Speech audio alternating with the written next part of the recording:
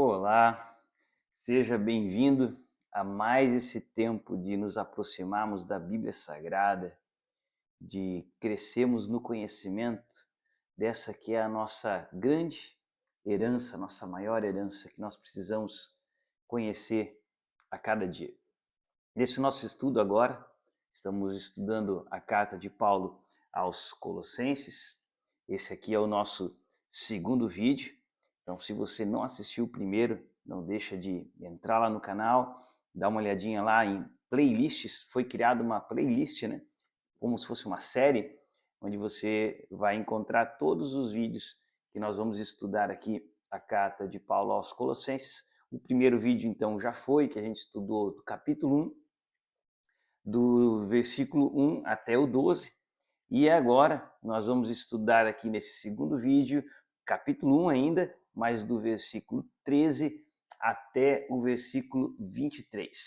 Então, muito importante você assistir o primeiro. Lá a gente falou os itens introdutórios aí dessa carta tão especial, uma carta muito valiosa, de um conteúdo riquíssimo, porque é uma carta que vai ter como seu assunto principal a supremacia de Cristo, a total suficiência de Jesus. É uma carta onde a gente viu que Paulo está combatendo uma heresia que estava ali na igreja de Colossos, que muito provavelmente acredita-se que eram judeus tentando trazer para dentro desse conceito cristão os legalismos, as práticas de rituais, a prática de guardas de dias, de abstenção de alimentos, e acrescentar esses itens para que você seja salvo, acrescentar regras para a salvação. E essa carta se torna tão valiosa porque o apóstolo Paulo, inspirado pelo Espírito Santo, ele vai nos mostrar nessa carta a suficiência, a grandeza de Cristo e da sua obra por nós na cruz, e como isso é totalmente suficiente para a nossa salvação, que não precisa se acrescentar nada à obra perfeita de Jesus para sermos salvos. Então, essa carta se torna uma carta muito especial. Por isso que eu escolhi ela para a gente começar a trabalhar aqui no nosso canal esses estudos expositivos, onde nós vamos juntos aqui lendo as Escrituras para te ajudar a se aproximar da Bíblia, te ajudar a ler as Escrituras Sagradas, porque todo cristão precisa ler as Escrituras. Nós precisamos ter isso como um hábito normal da nossa vida. O estar junto às Escrituras, como eu sempre digo aqui, é a nossa herança, é aquilo que Cristo deixou para nós. Então nós precisamos ler, nós precisamos meditar nessa palavra e vivemos essa palavra.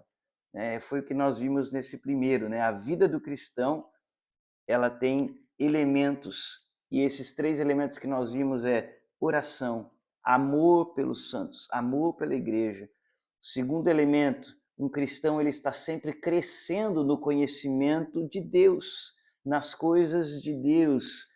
E o terceiro elemento, como ele cresce nas coisas de Deus, ele cresce no conhecimento, ele também passa a viver de maneira digna, porque se você sabe a vontade de Deus e você é um cristão genuíno, o que você vai fazer? Você vai viver aquela vontade.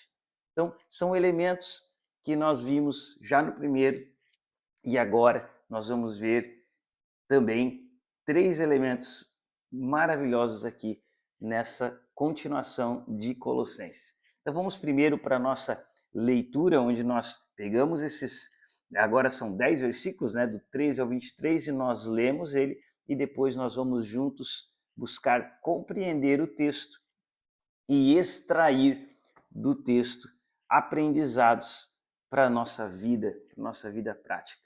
Então vamos lá, te convido, se você está com a tua Bíblia, abrir, porque é muito importante acompanhar, anotar, fazer, grifar, sublinhar a sua Bíblia para a gente crescer junto na palavra. Então vamos ler juntos. Eu estou lendo aqui na versão NVI, mas se você tiver alguma outra versão aí, é possível também ir acompanhando. Vamos lá, Colossenses capítulo 1, versículo 13.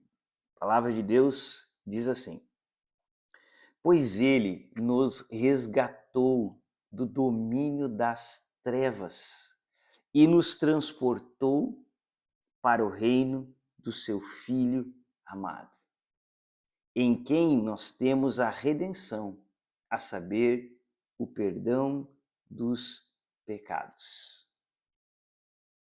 Ele é a imagem do Deus invisível, o primogênito sobre toda a criação, pois nele foram criadas todas as coisas nos céus e na terra, as invisíveis, as visíveis, sejam tronos ou soberanias, poderes ou autoridades, todas as coisas foram criadas por ele e para ele. Ele é antes de todas as coisas e nele tudo subsiste. Ele é a cabeça do corpo que é a igreja. É o princípio e o primogênito dentre os mortos, para que em tudo ele tenha a supremacia, pois foi do agrado de Deus que nele habitasse toda a plenitude e por meio dele reconciliasse consigo todas as coisas, tanto as que estão na terra quanto as que estão nos céus, estabelecendo a paz pelo seu sangue derramado na cruz. Antes, vocês estavam separados de Deus, e na mente de vocês eram inimigos por causa do mau procedimento de vocês. Mas agora, ele reconciliou pelo corpo físico de Cristo, mediante a morte, para apresentá-los diante dele santos, inculpáveis e livres de qualquer acusação, desde que continuem alicerçados e firmes na fé, sem se afastarem da esperança do Evangelho que vocês ouviram e que tem sido proclamado a todos os que estão debaixo do céu. Esse é o Evangelho do qual eu, Paulo, me tornei ministro. Que texto maravilhoso! Antes de começarmos, eu quero te convidar para orarmos e vamos iniciar nosso estudo. Pai, essa é a tua palavra, Senhor. Essa é a tua revelação para cada um de nós. Nos ensina a nos achegarmos à tua palavra com reverência, sabendo que estamos diante de um solo sagrado. Fala conosco, revela-te a nós pelo teu Espírito Santo, por tua graça e por tua misericórdia. Amém. Queridos, esse texto que nós lemos, ele é riquíssimo, ele tem muito conteúdo mesmo. Obviamente, como a gente falou no primeiro vídeo, nosso objetivo aqui não é sermos exaustivos e tentar tirar tudo que o texto tem. Nosso objetivo é fazer uma primeira leitura para apresentar para você que ainda não se achegou às Escrituras, que ainda não tem esse hábito da leitura, que ainda vê as Escrituras como algo muito difícil de se compreender. O objetivo é nós fazermos essa primeira aproximação juntos e esclarecermos os conceitos principais, as ideias principais do texto de cada carta, para que conforme você vai lendo, vai se aproximando outras vezes e lendo essa carta pela segunda, pela terceira, pela quarta, pela quinta, pela 10ª vez, você possa cada vez mais, a partir desse fundamento aqui que nós vamos lançando de conceitos, ir aprimorando o seu entendimento da palavra. Então, é uma primeira aproximação da palavra, esse é o nosso objetivo. Mas aqui nós temos muitos elementos, é um trecho riquíssimo. Como eu falei aqui, Paulo está se propondo, pela inspiração do Espírito Santo, a nos apresentar a supremacia de Cristo.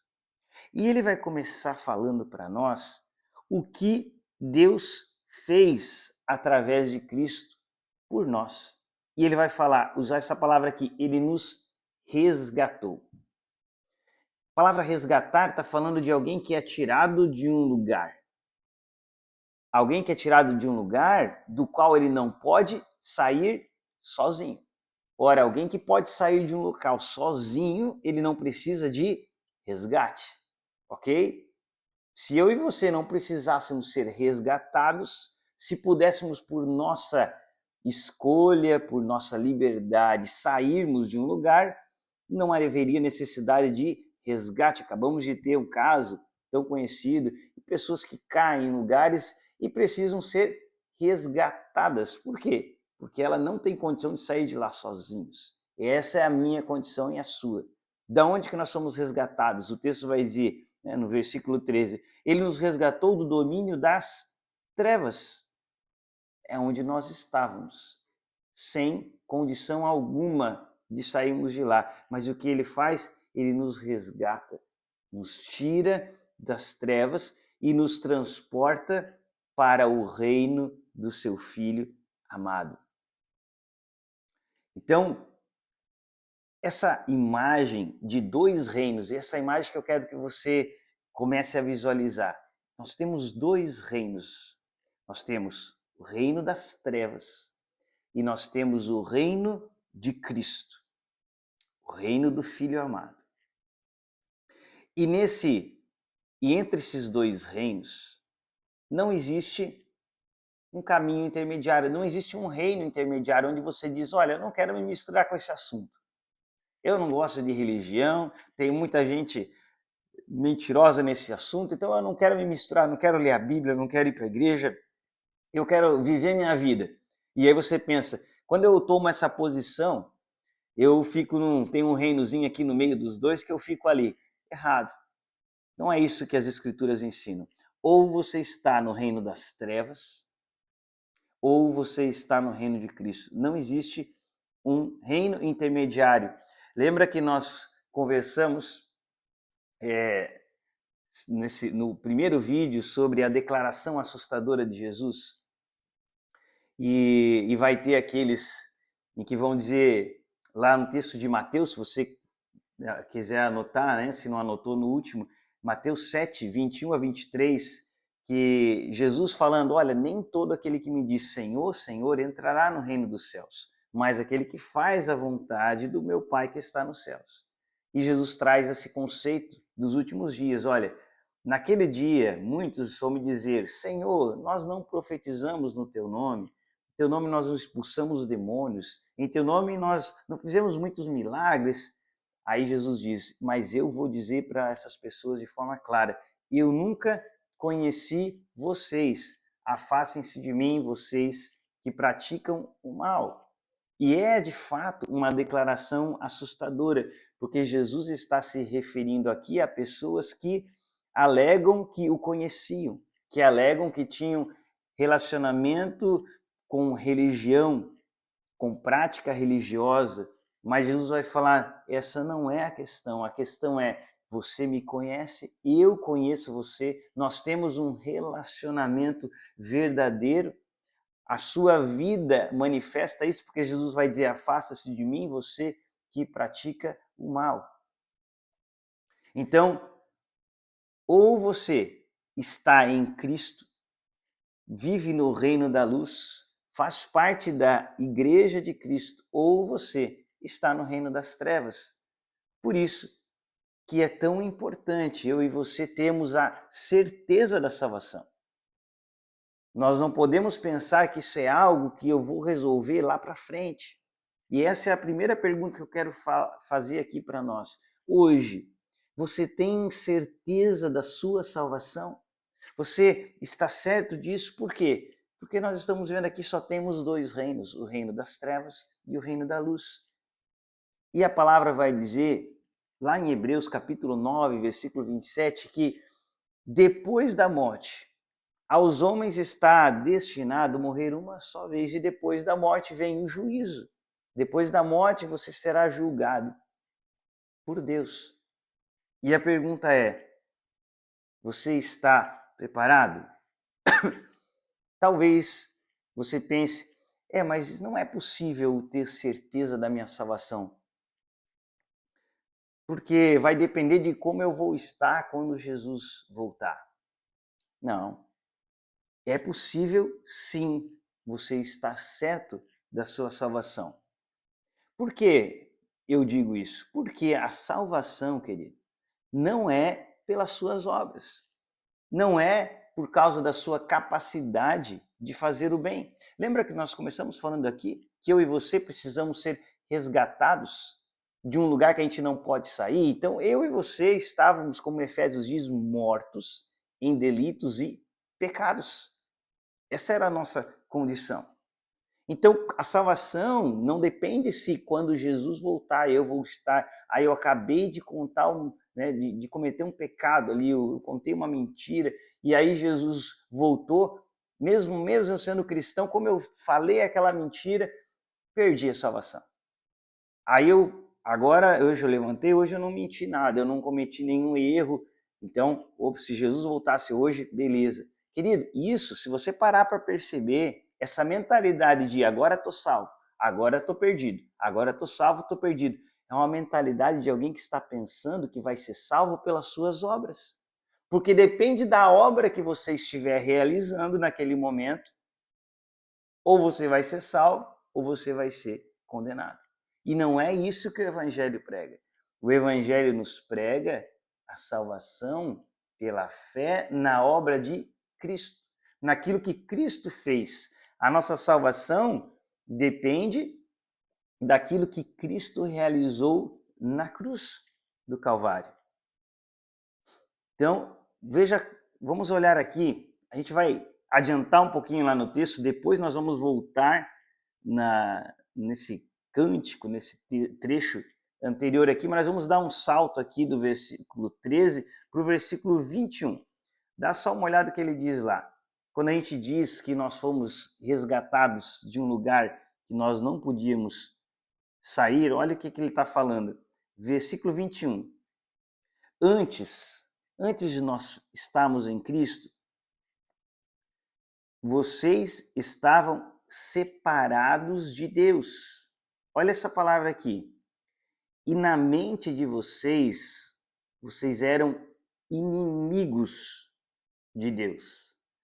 Olha isso, quando você não está em Cristo, se você ainda não recebeu Cristo como Senhor da sua vida, e você ainda diz, eu não quero saber, aquela posição, né? Eu não quero saber desse negócio de religião, eu não quero me aproximar das Escrituras, eu não tenho tempo para ler a Bíblia é muito complexa. Se você não estudou ela, não compreendeu Cristo, não reconheceu Ele como seu Senhor, é isso que a Bíblia fala da sua posição. Separado de Deus e na mente de você, inimigo de Deus. Querido, muitas pessoas pensam que o nosso problema é o Satanás, é o diabo. Mas olha, o diabo é uma criatura. Se ele está vivo hoje é porque Deus o sustenta e dá a vida, assim como ele dá a vida e sustenta todas as coisas. Agora, Satanás é uma criatura, mas Deus é o criador de tudo. E você imagina essa posição de estar como inimigo de Deus, que coisa terrível, que posição horrível. Inimigo do Criador, como aqueles que voltaram as costas para o seu Criador. Essa é a posição mais terrível que alguém pode se encontrar. Por isso que a salvação não pode depender de mim. Como que eu, com minhas obras, com minha tentativa de ser um bom cidadão, de ser um bom pai, um bom esposo, com todas essas minhas obras que a Bíblia vai chamar de trapo de imundícia, posso tentar restabelecer isso? Hoje, quando eu não estou em Cristo, eu sou inimigo de Deus. Então, isso só pode ser restabelecido pela obra de Cristo. E aí no verso 22 ele vai dizer, mas, esses mas aqui que você sempre vai encontrar nesses estudos do Evangelho, a gente vai ver muito isso aqui. Mas, a gente vê a nossa condição, olha, separado de Deus, inimigo de Deus, debaixo, Romanos vai falar que nós estamos, esse inimigo quer dizer que nós estamos debaixo da ira de Deus. Agora só um adendo. Por que ira de Deus? Veja, Deus é santo. Não só santo, ele é santo, santo, santo, indicando uma pureza e uma santidade absurdas. Eu e você, caídos, seres pecaminosos, é impossível que a santidade de Deus conviva com o nosso pecado. Então, é natural que esse ser santo, perfeito, justo e bom despeje ira, que nós estejamos como inimigos e debaixo da ira de Deus, por quê? A sua santidade não pode conviver com o pecado. Então a ira dele está sobre pecadores. Então essa é a nossa condição terrível. Só que o evangelho sempre, como o evangelho é a boa nova, ele sempre vem com esse mas. E aqui no versículo 22 a gente tem um mas. Mas agora ele os reconciliou pelo corpo físico de Cristo. É aquilo que Cristo fez por nós, mediante a morte do Cordeiro perfeito, do Cristo que viveu aqui, aquilo que eu e você somos incapazes. Ele viveu uma vida perfeita, irrepreensível, para nos apresentar agora, e aí sim, olha que bonito, nós temos a nossa condição de pecadores sem Cristo. Ele apresenta o que Cristo fez por nós, a sua morte na cruz. E quando a gente tem aquilo que Cristo fez por nós e nós recebemos isso pela fé, o que acontece? Olha o texto, o que ele diz? Para apresentá-los agora. Lembra esses seres diante de Deus, pecadores e que despertavam a ira de Deus? Quando você agora está diante de Deus em Cristo, essa palavrinha em Cristo, o que acontece? Apresentá-los diante de Deus agora santos, inculpáveis e livres de qualquer acusação. Querido, isso aqui é de uma grandeza. Você imagina o que é pegar seres imundos, pecadores, perdidos, incapazes de realizar uma única obra com pureza de coração, afastado de Deus, e agora pelo que Cristo fez na cruz, pela sua obra redentora, pelo seu resgate, ele nos tira desse lamaçal do pecado e nos transporta para um reino, tudo por causa da sua obra. E nos apresenta agora diante de Deus santos, inculpáveis, livres de qualquer acusação. Querido, se esse não é o maior de todos os milagres.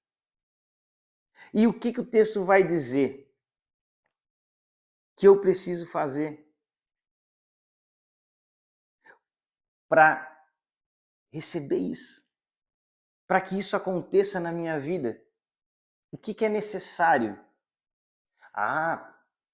Para que isso aconteça na minha vida, para que eu seja apresentado como santo, inculpável, livre de qualquer acusação, deve ter uma lista enorme de coisas que eu preciso fazer, uma série de ritos, frequentar uma igreja pelo menos uma vez por semana, dar o meu dízimo, me abster de algumas coisas.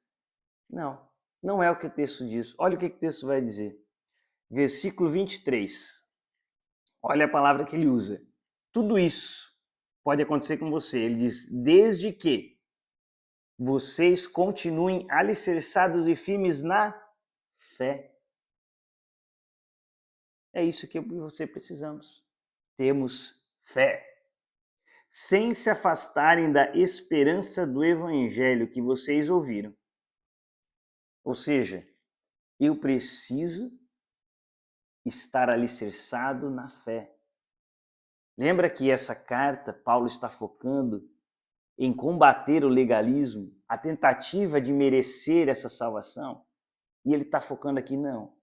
Tudo isso, toda essa obra maravilhosa de ser resgatado das trevas, transportado, se tornar santo, inculpável, tudo isso é dado a você desde que você esteja alicerçado e firmado na fé. É ela que realiza o milagre. Por isso que nós precisamos ter fé e fé, só que esse é sempre o detalhe. Fé genuína, fé verdadeira. Mas se você tiver essa fé em Cristo, na obra de Cristo, naquilo que Ele fez por você, você vai poder sim ter certeza da sua salvação. Você não vai precisar viver cheio de medo. Você imagina os mártires, os centenas, milhares de homens que viveram aquele cristianismo primitivo, perseguido, onde eles morriam por não negar a Cristo. E esses homens, a história conta que eles morriam louvando ao Senhor. Muitos deles, tem várias histórias que contam, eles viam suas famílias, seus filhinhos, suas esposas sendo mortos. Eram depois levados para um lugar onde eles eram torturados. E eles não negavam a sua fé em Jesus. E morriam, às vezes queimados, com torturas as mais terríveis possíveis.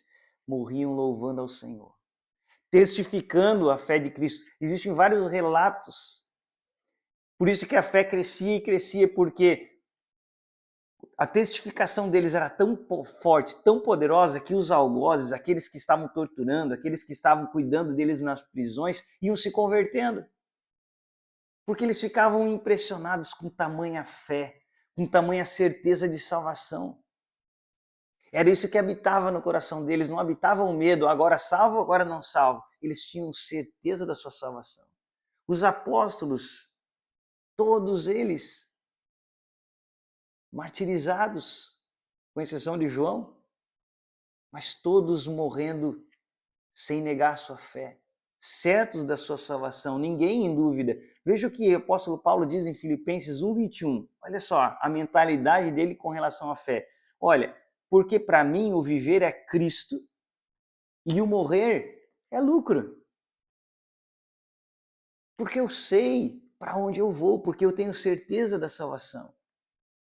Se você deseja essa fé, não uma fé vacilante, não uma fé instável. Se você deseja essa fé que você tem, onde você tem certeza da sua salvação, o caminho é esse. Romanos 10:17. Consequentemente, a fé vem pelo ouvir e ouvir a palavra de Cristo. É isso que nós estamos fazendo aqui. Se você busca essa fé, essa certeza de salvação, saiba, esse é o caminho, é assentar-se, silenciar sua mente e apenas ouvir a palavra, ver a simplicidade das Escrituras. Você percebe como simples leitura já começa a te clarear tantas coisas. Como não é preciso uma exegese complexa para entender os elementos essenciais do texto. Por quê? Porque Deus deixou isso para nós, pelo seu Espírito Santo. E tudo que eu e você precisamos é ouvir a Cristo. E isso não é exagero. Quando eu digo o que nós precisamos é ouvir Cristo. Eu estou apenas reverberando o que Cristo ensinou. Ele disse, quem me vê, vê o Pai. Quem ouve as minhas palavras, ouve as palavras do Pai. Ele diz, eu estou falando para vocês apenas aquilo que o Pai me revelou. Então esse contato com Cristo é tudo que nós precisamos. E aí agora nós vamos voltar no versículo 15. Talvez na sua Bíblia, o versículo 15 até o 20, ele deve estar um pouco diferente o formato. Na maioria das Bíblias ele se apresenta diferente. Por que isso? Porque acredita-se que esse trecho possa ser um cântico ou uma poesia, né, que os cristãos primitivos já cantavam, já declamavam entre eles. Por isso que o texto vem em destaque. Mas esse texto, ele é, provavelmente de todo o Novo Testamento, o trecho de maior beleza em exaltação a quem Cristo é e a sua obra. Ele vai falar de que Cristo é a imagem do Deus invisível, o primogênito de toda a criação. E quando a gente lê aqui inicialmente, você pode até pensar, o texto está falando aqui que Jesus é o primogênito.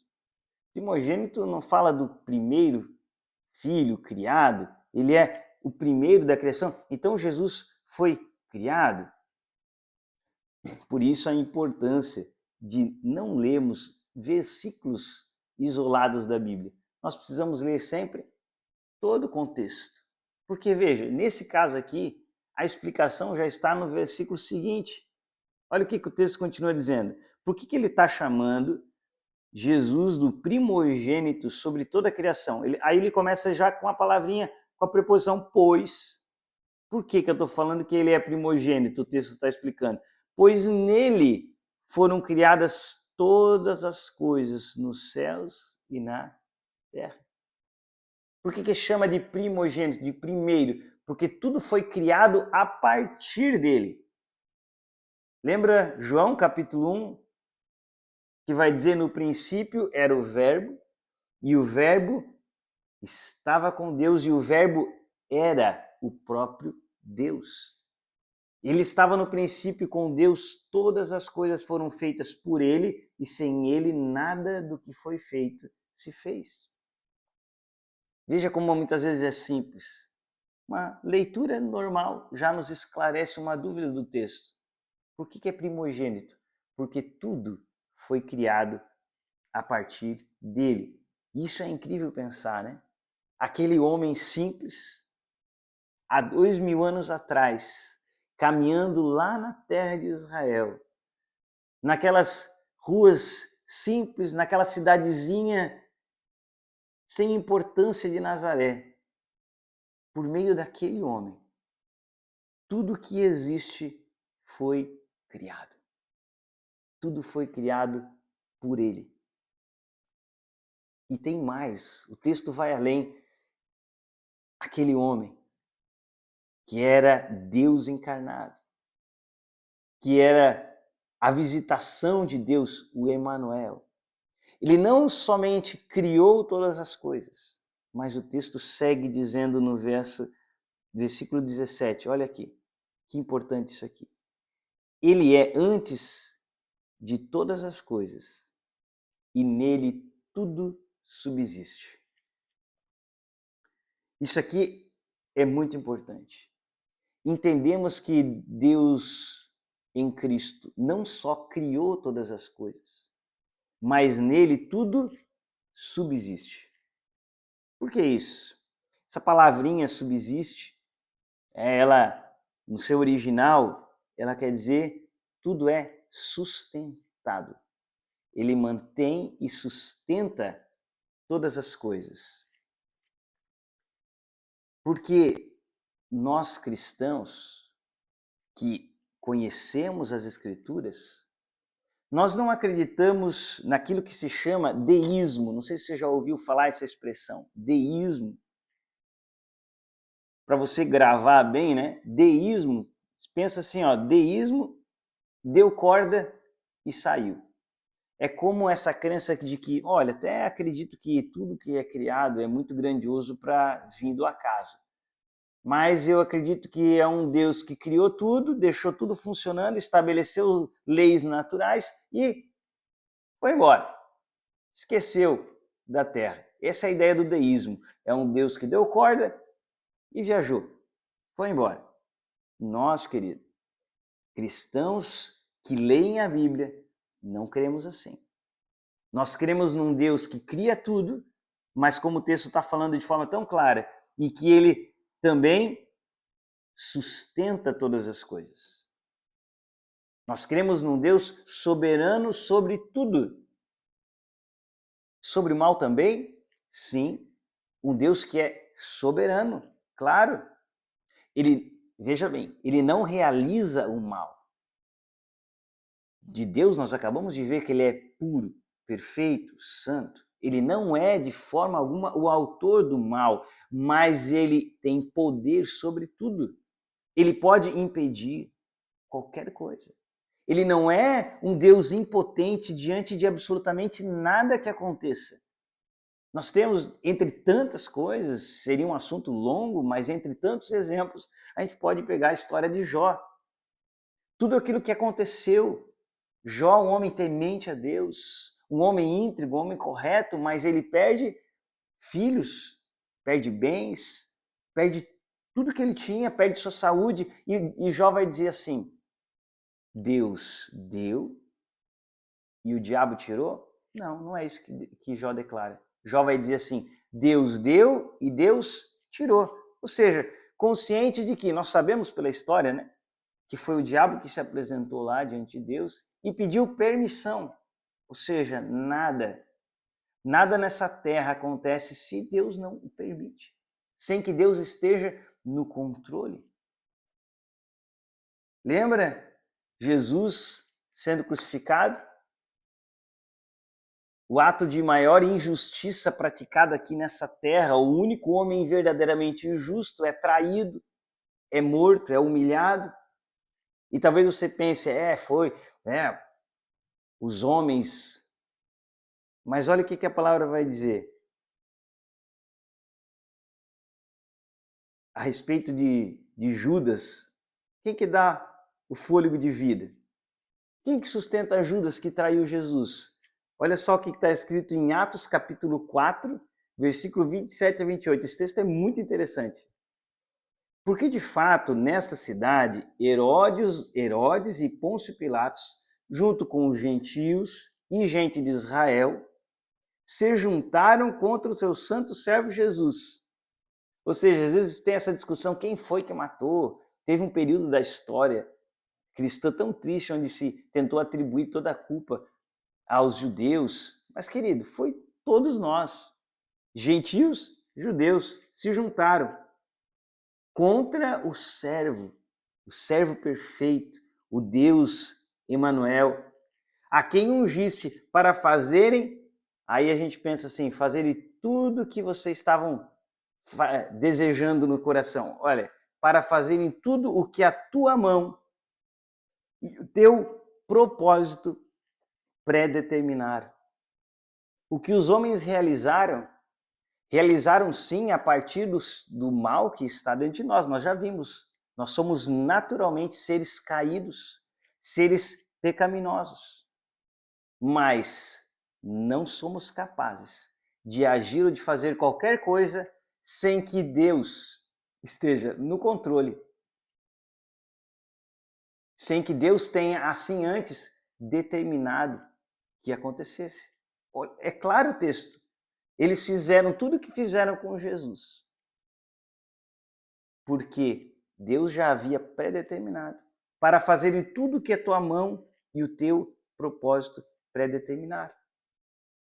Um texto que fala claramente como Deus sustenta, como Deus controla e como tudo subsiste diante dele. Aí você pode perguntar, mas o que isso muda para mim? O que saber disso pode me trazer de benefício? Ora, traz para nós paz em meio ao mundo caótico.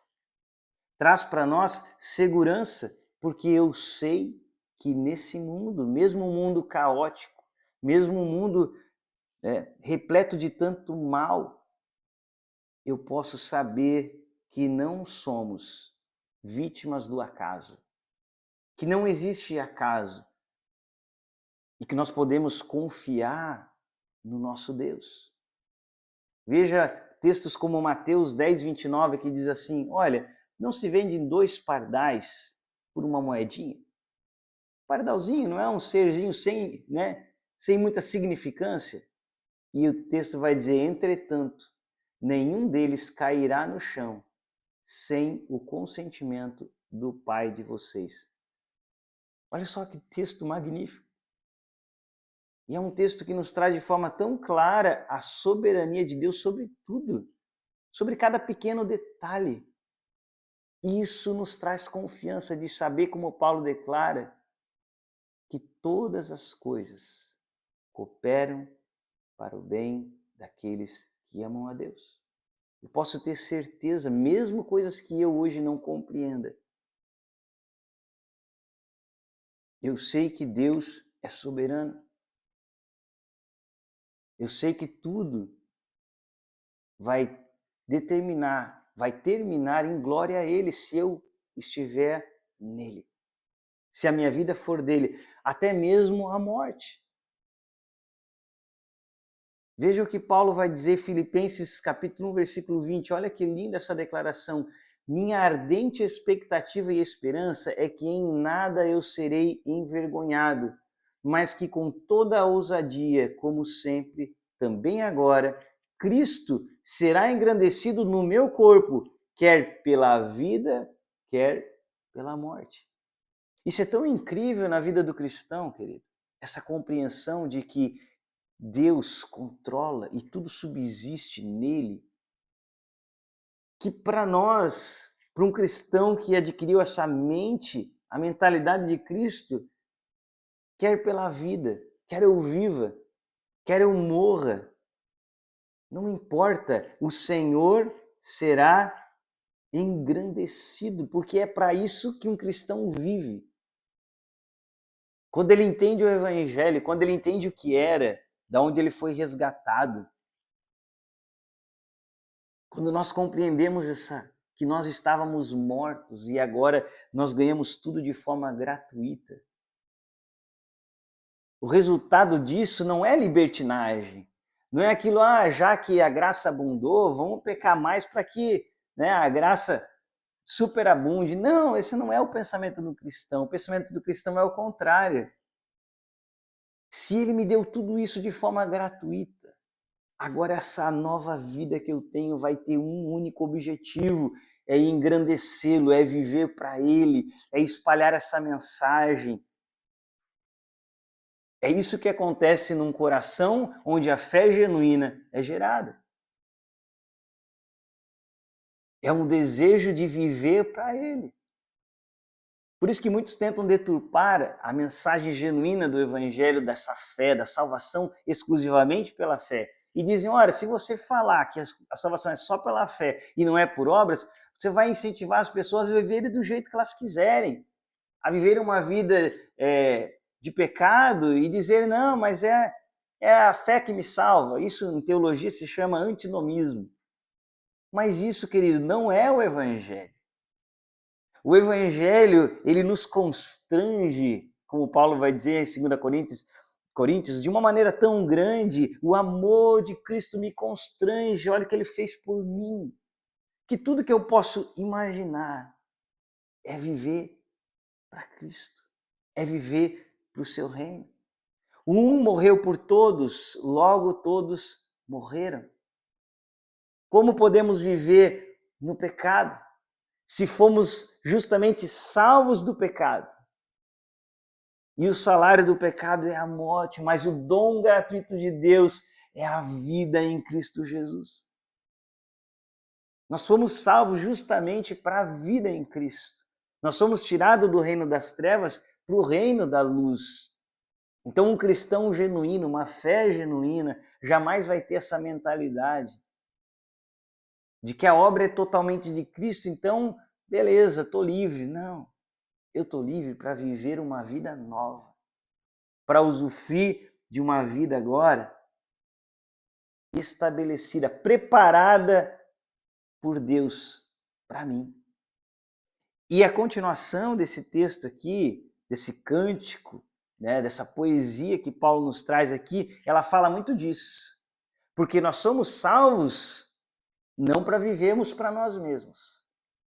Nós somos salvos para sermos inseridos numa nova realidade. Qual nova realidade é essa? Veja só, versículo 18. Ele é a cabeça do corpo que é a igreja. Essa é a nova realidade para que eu e você somos salvos, para sermos inseridos nessa realidade. Você lembra? 1 Coríntios capítulo 12, lá nesse capítulo, Paulo vai falar que nós somos um corpo. A igreja de Cristo é um corpo. Cada um é um membro diferente. Sabe? Ele traz essa analogia, né? para a gente entender melhor como funciona a igreja. Olha, um é o braço, um é a perna, porque cada um de nós tem funções diferentes no corpo de Cristo. São dons os mais diversos que Deus nos dá. Um é mestre, outro tem o dom da caridade, outro, sabe, são diversos dons que o Senhor vai dando. Um é pastor, outro é mais evangelista. E assim nós temos esses dons. Só que Paulo vai dizer assim, só que é o mesmo Espírito que está entre todos. Ou seja, todos nós agora somos inseridos numa realidade que se chama Igreja de Cristo, mas todos nós temos o mesmo nível. Ninguém é superior ao outro no quesito de autoridade. Isso é algo que Jesus deixa muito claro quando você estuda os evangelhos. Jesus fala em Mateus 23, do versículo 10, ele está ali falando justamente com os fariseus que se colocavam num nível acima dos outros judeus. Olha, nós somos superiores a vocês espiritualmente. Tinha essa arrogância. E Jesus vai falar assim, não queiram ser chamados de guias. Sabe? Geralmente, o falso mestre, ele adora ocupar esse lugar. O enganador, ele já se denomina de apóstolo, bispa. São coisas que quando você estuda as escrituras, você já sabe que se tiver um nome desse aí, se tiver uma nomenclatura dessa, você nem entra na igreja. Porque não existe mais apóstolo. Não existe essa postura de alguém na igreja de se colocar como guia espiritual. Olha, tudo que eu falar você tem que obedecer, porque a minha palavra tem autoridade. Querido, nas escrituras você aprende que a única autoridade é a escritura. É a sola escritura. É a autoridade que nós temos sobre a nossa vida. Mas justamente o falso mestre, ele tem essa tendência de se colocar como guia espiritual. Olha, eu não sou pastor, eu sou profeta. Quantos que eu já ouvi falando isso? Eu não sou pastor, eu sou profeta. Por quê? Ele quer dizer, e profeta, querido, no Antigo Testamento, é a boca de Deus. Era a palavra, a voz de Deus. Por isso que nós temos registrado na Bíblia profeta Isaías, profeta Jeremias, como palavra de Deus. E Jesus fez questão de viver tudo o que eles declararam. Por quê? Porque importa cumprir o que está escrito a meu respeito. Olha a seriedade disso. O que os profetas falaram era a palavra de Deus e Jesus viveu isso. E quando alguém abre a boca dizendo eu sou profeta, você está alegando, eu sou voz de Deus. E tem muitos hoje assumindo para si isso. Condenação, falar uma coisa dessa. Anátema.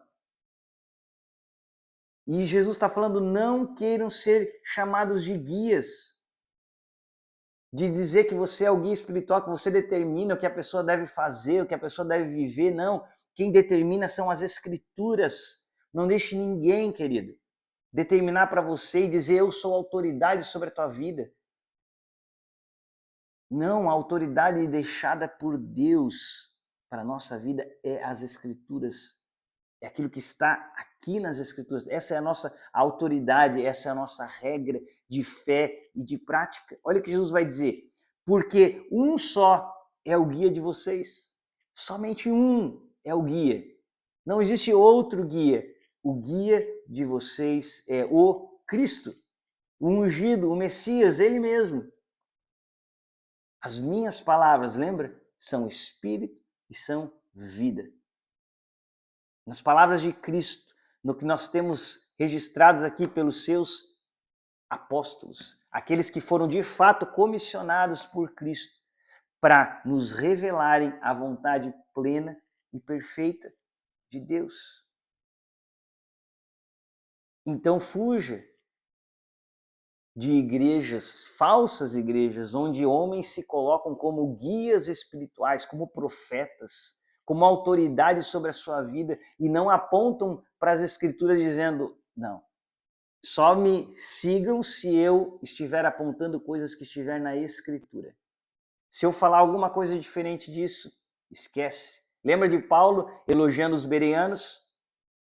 Olha, foram muito nobres, porque tudo que eu falava, tudo que Paulo chegou para os bereanos, anunciando a eles a respeito de Cristo, a respeito que Cristo de fato era o Messias, de fato ele cumpria todos os requisitos do Antigo Testamento. Enquanto Paulo falava, os bereanos estavam com as Escrituras em suas mãos, o Antigo Testamento confirmando se tudo aquilo que Paulo falava de fato estava nas Escrituras. E Paulo diz, olha, os bereanos foram muito nobres.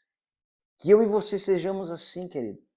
Que nos neguemos a seguir cegamente líderes espirituais, homens que se arrogam como líderes, só porque são famosos, só porque tem milhões de pessoas seguindo. Nós já vimos aqui sobre isso.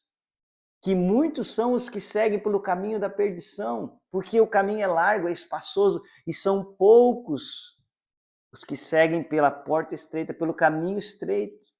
Não se deixe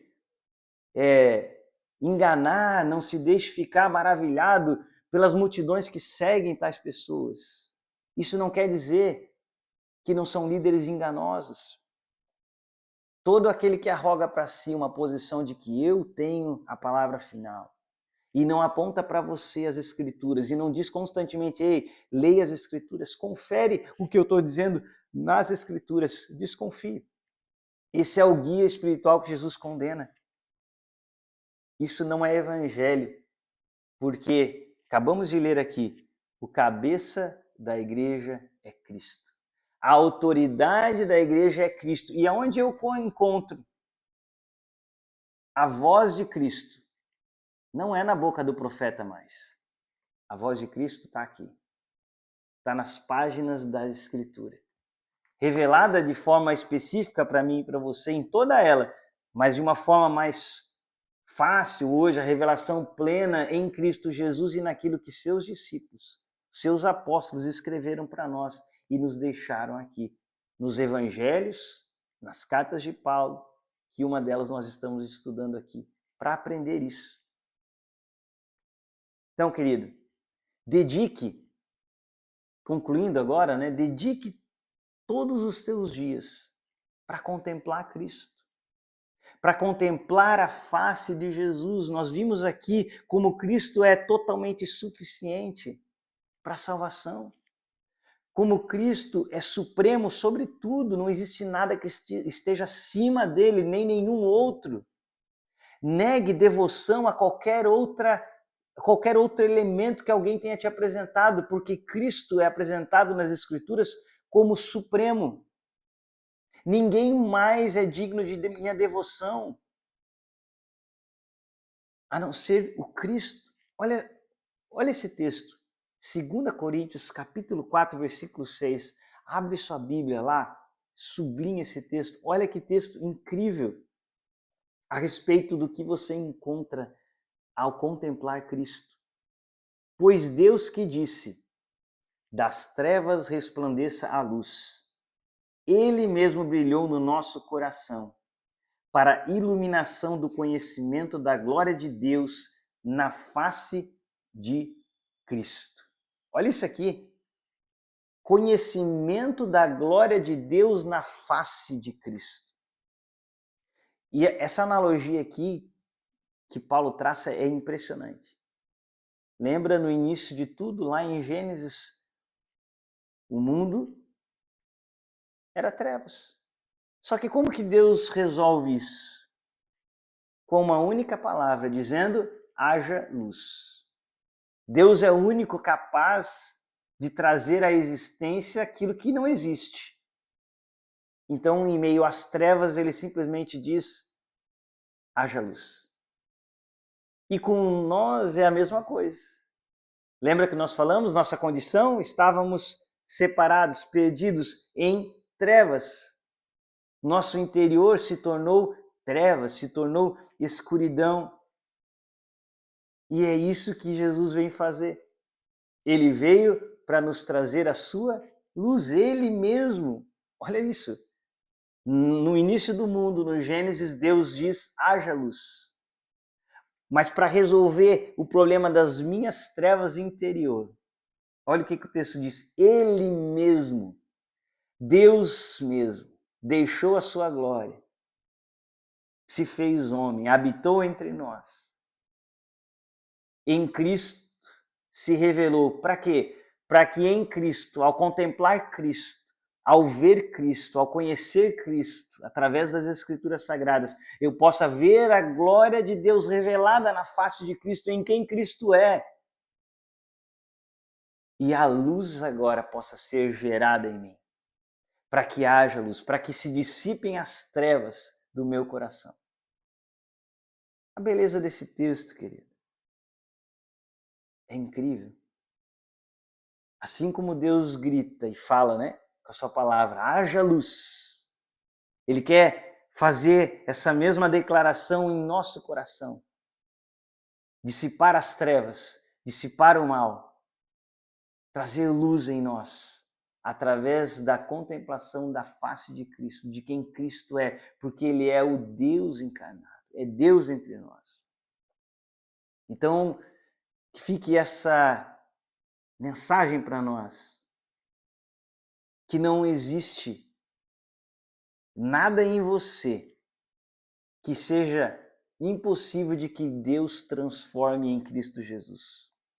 Não acredito que existe algo em você que Deus não seja capaz de transformar, alguma treva que Ele não seja capaz de transformar em luz.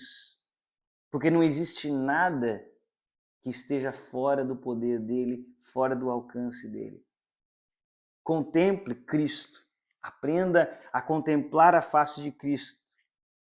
Porque como nós vimos aqui, a obra dEle, aquilo que Ele fez por nós é totalmente suficiente para nos resgatar das trevas, nos tirar do reino das trevas, nos transportar para o reino da luz, a supremacia de Cristo. A total suficiência da obra e do que Cristo fez. Está clara aqui nesses textos. Leia, medite nisso e lembre sempre esses 3 tópicos que nós vimos aqui, né, no dia de hoje. O nosso Deus, Ele é um Deus criador. Criador de todas as coisas. Tudo foi criado por intermédio dele. Não é só criador, mas ele é um Deus sustentador. Ele sustenta tudo pelo poder da sua palavra. E ele, além de tudo, é o nosso reconciliador. É ele quem nos resgata. É ele quem realiza a obra. É ele quem nos tira das trevas. É ele quem nos traz para o reino da luz.